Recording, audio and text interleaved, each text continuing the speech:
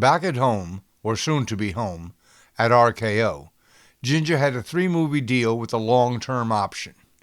In the first movie, RKO gave Ginger the perfect vehicle to highlight all her talents, and top billing, in Professional Sweetheart. While Ginger shines throughout this movie, following is the second of 4 special scenes. So far, all we have seen is an angry Ginger, a justifiably angry Ginger. She has made it big, a national star, on the Ipsey Wipsey Radio Hour.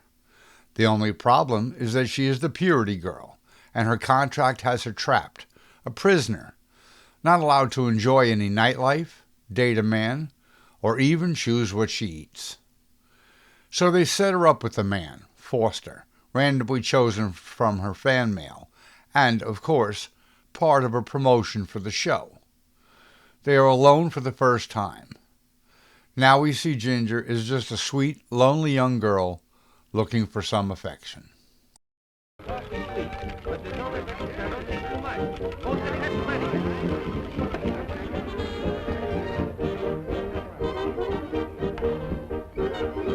Only 15 minutes more to guzzle your booze, and then we see the lovebirds. Hooray!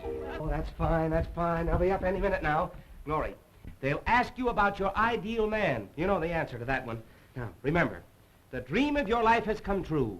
You have found your ideal, one of God's noblemen, and your ambition is to make him happy, to live the simple life with a few friends, flowers, the simple flowers, books. Have I got to say books? You've got to say books, flowers, a cat, in a little cottage in the hills. Cabin. Turn, darling. Hey, did you rehearse the fellow what to say to the newspaper boys? Oh, he's a natural. He'll do it better alone. Besides, I'm not so sure the kid would play ball if he knew. Glory, they'll ask you when he proposed, where, and how. But he hasn't. Hasn't what? Hasn't anything. He hasn't even proposed to me. Didn't you tell him? You? You? Did anybody tell you? Mr. Appleby, get him, now. Do you mean to say he hasn't asked you to marry him? No. He hasn't had a chance. How could he? We haven't had one moment alone together. When did you think he'd do it? A Davy from Kentucky.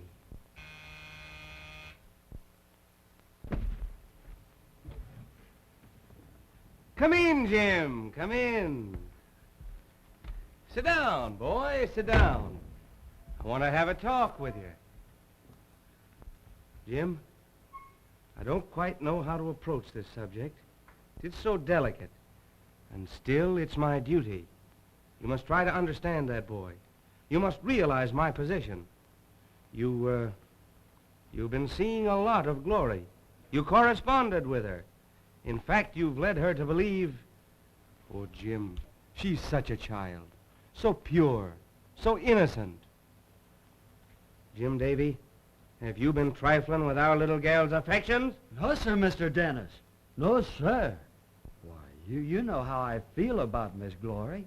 Have you told her? Well, no, I wouldn't dare. Man to man, sir. I stand like a brother to that little gal.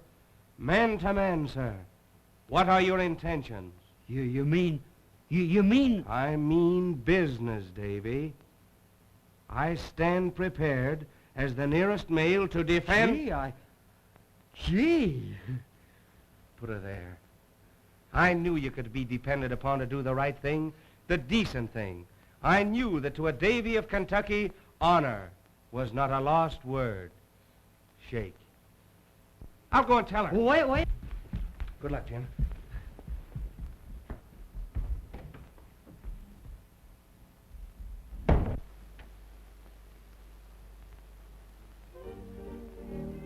Did you want me?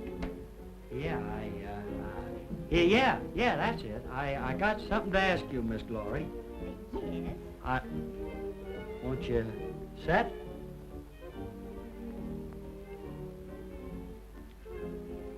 I reckon you noticed that I come up here to see you, from Kentucky, I mean.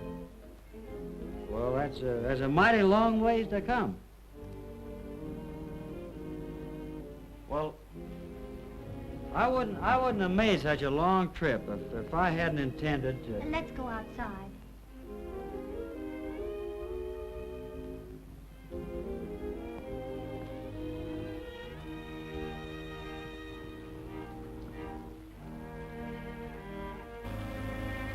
Miss Glory, are you happy here?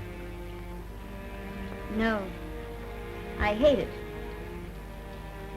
Well, could you be happy with me? Well, I know you don't love me. You couldn't. You don't know me yet, but well, there must have been something to make you remember my letter from all the hundreds that wrote you, or my picture. Or give me a chance. That's all.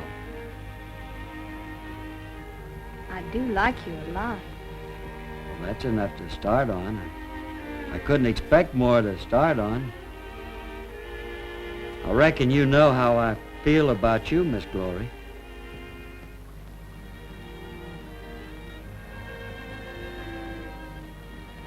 Tell me.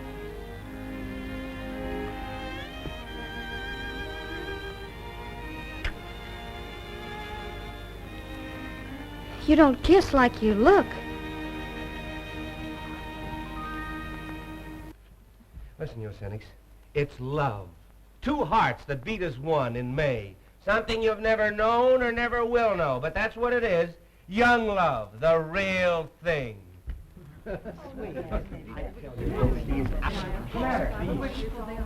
They're outside.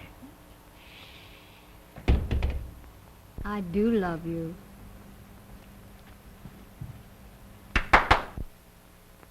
Come, children.